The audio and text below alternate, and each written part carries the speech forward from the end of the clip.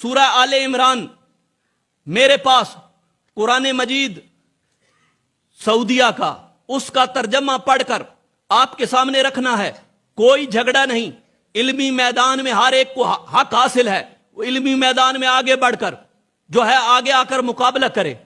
واللہ تاللہ باللہ ہم نہ ہی کسی سے کوئی مقابلہ کر رہے ہیں. ہم صرف وہ چیزیں دکھلا رہے ہیں. یہ دیکھیے بدر والی آیت میں نے آپ لوگوں کے سامنے پڑھی اور یہ سعودیہ والا قرآن مجید میرے ہاتھ میں ہے. ترجمہ میں پڑھوں گا رسول پاک اور صحابہ کے بارے میں. ترجمہ کیا ہوا ہے آپ لوگوں نے سننا ہے.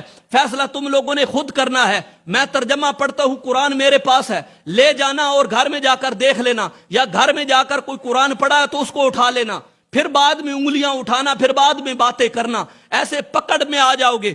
غلط باتیں نہ کیا کرو. جو بات دکھا رہا ہوں اس کو سمجھو, اس کو سنو ترجمہ. وَلَقَدْ نَصَرَكُمُ اللَّهُ بِبَدْرٍ وَأَنْتُمْ أَذِلَّةٌ. جنگ بدر میں اللہ نے عین اس وقت تمہاری مدد فرمائی تھی جب کہ تم نہایت گری ہوئی حالت میں تھے.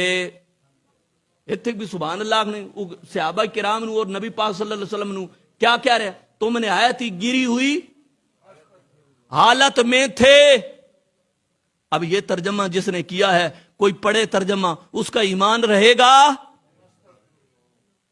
اذلہ کا معنی کیا کیا ہے یہاں پر, تم نہایت ہی گری ہوئی حالت میں تھے.